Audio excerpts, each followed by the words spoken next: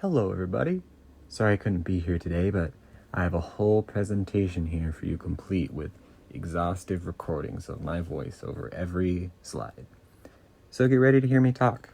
A lot. Like a lot. Sorry. Anyway, I'll be talking about theater within the few decades after World War II. I think it's an important topic because just as poetry was a way for individuals to piece things together in the aftermath of such an event, so was theater.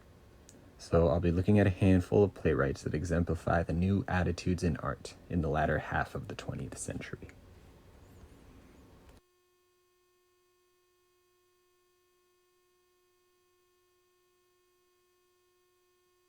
The distinguishing characteristics of post-war theater tend to be a sense of disillusionment and a desperate attempt to define purpose and identity, an element particularly strong in places left especially ruined after the end of the war.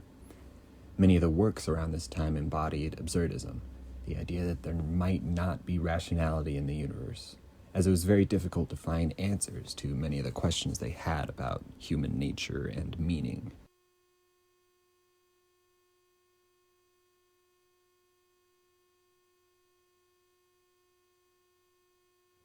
Two of the major playwrights of Germany were Bertolt Brecht and Peter Weiss. Both were very concerned with producing theater that engaged heartily with social and political issues of the day. Brecht was certainly operating well before and during the war predominantly, but his work is so fundamentally influential to the theater of the following half-century, even now, that it can't not be mentioned here. In Brecht's work, all the elements of the production are meant to reassert, over and over, the fact that the audience is viewing a play. Suspension of disbelief is out the window. Often his plays start and end with a monologue from one of the characters directed to the audience, explaining what the play is about and why they're putting it on. It's incredibly didactic. It overtly tells you what it wants you to think. They also employed gestus, an acting practice which incorporated specific facial expressions and, as you might guess, gestures for every emotion. The effect is that characters didn't appear unique. An actor doesn't appear to be immersed in a character, and there's no risk that the audience looks upon them as a genuine person. Instead, they're just a prop for telling the story. Brecht also endorsed a concept known as historicization, which was that any theater practitioners in producing something from any period apply their own period's perspectives and biases. So, any show is very clearly a comparison of the original and the present value systems.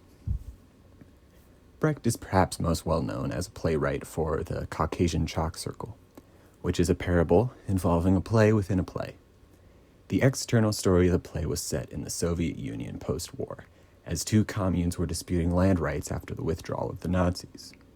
The parable explains that whoever would use the land most productively should have the rights to it. In essence, his works were very overt in their message. Weiss combined an earlier form, known as theater of cruelty, and the new epic drama popularized by Brecht to really strengthen both forms together. Theater of cruelty was the idea of depicting the extremes of the human experience: sad, violent, angry, overwhelmed with fear, love, whatever it may be, to wake up audiences and change their perspectives in impactful, powerful ways. The belief was that an audience should be in the center of the action presented on stage, engaged with the intense emotional stakes, so that they would be changed by these performances. One of Weiss's most well-known plays is The Investigation, which was about the Frankfurt Auschwitz trials. Weiss was actually present for these, so a good deal of the play is verbatim. The play sees the testimony of anonymous witnesses, recounting the atrocities of the concentration camps in brutal detail. The camp guards being tried deny in various fashion their responsibilities in the events. The play itself doesn't see a resolution in the form of a verdict being announced, so it leaves the audience disillusioned by the whole proceeding. How do you even adequately punish a genocide? How can those affected gain any amount of closure? These are the big questions Weiss wants an audience to ponder long after they leave the theater.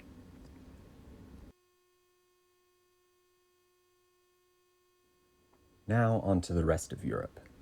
Now, when I say the rest of Europe, this is by no means exhaustive, but two of the major trends in style, form, and content were seen in works from French and British playwrights around this period. In France, Samuel Beckett and Jean Genet were the most well-known. Though of Irish descent, Beckett lived and worked in Paris for almost the entirety of his career, and wrote most often in French. One of those plays written in French was Waiting for Godot. This play sees two characters mostly sitting around and having high-minded discussion about meaning and purpose with a couple passers-by as they wait for an unseen, unheard character they assume will show up, who is named Godot. He never does.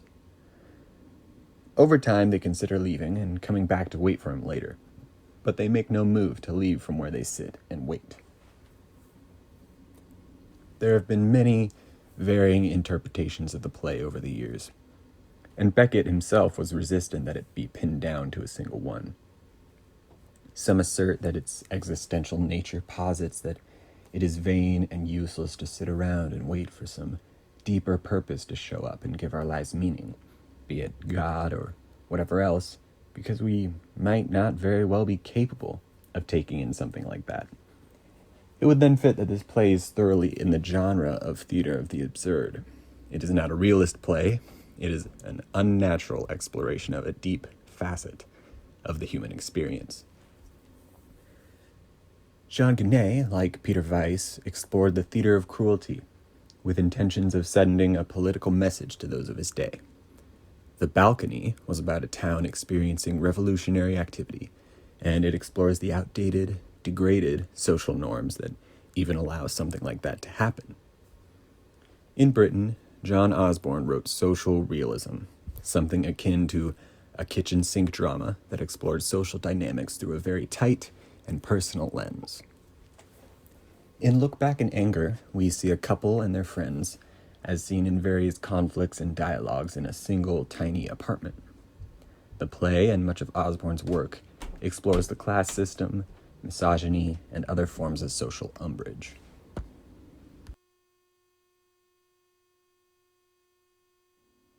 I think it's important to discuss the theater culture in Japan at this time, as there's a long and storied tradition of Asian theater stretching as far back or even farther than ancient Greek theater.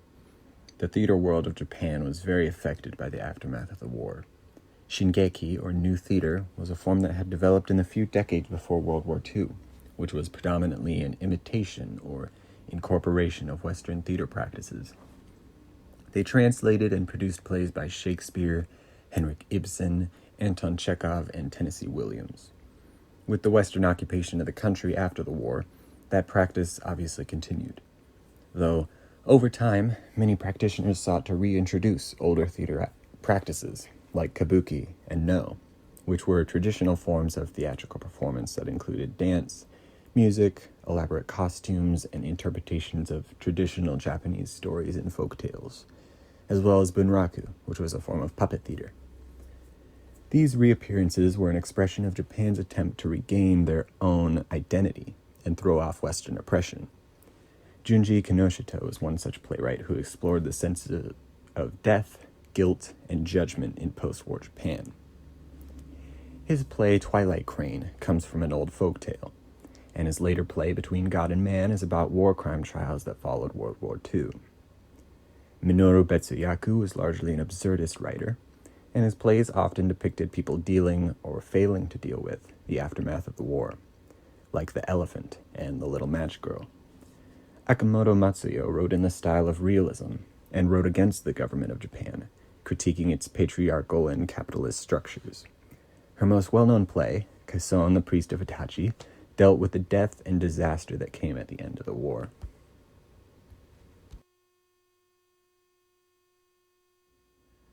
In America at this time, selective realism was the name of the game, as opposed to naturalism.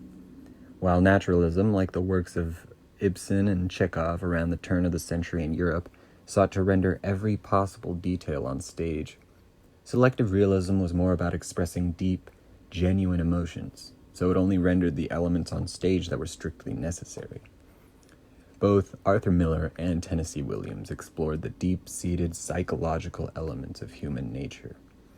dissatisfaction and emptiness, fear and paranoia, lust and indignant rage, and all else.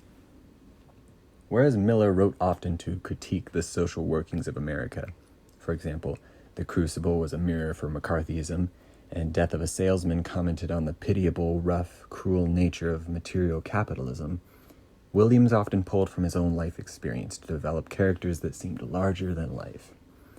Many of his characters are reflections of his mother, father, or sister, or even himself. In this way, Williams depicted the gritty realities of life in the American South with astonishing depth and character. Joe Mieltziner was a scenic designer who actually made sets for both of these playwrights' works. His work in set design pioneered the sort of spaceless, multi-purpose stage designs you would probably see in a lot of productions nowadays. With Jewish theater, it's hard to definitively point to a tradition in this post-war era. It's very dissembled and hard to pin down. There are certainly Jewish theater practitioners, writers, actors, etc., but not so much in any sort of collective around this time. Yiddish theater written, produced, and performed by Jewish performers in Yiddish, was at its height from the late 19th century into the mid-20th. Many of America's greatest theater practitioners actually came from the Yiddish theatrical tradition. After the time around World War II, however, Jewish theater became less of a concentrated phenomenon in itself, and it's been a long, arduous effort for Jewish theater makers to try to build it back up to its former stature. There are only a handful of consolidated professional Yiddish theater companies now, 2 in New York and the rest in Bucharest, Warsaw, and Tel Aviv.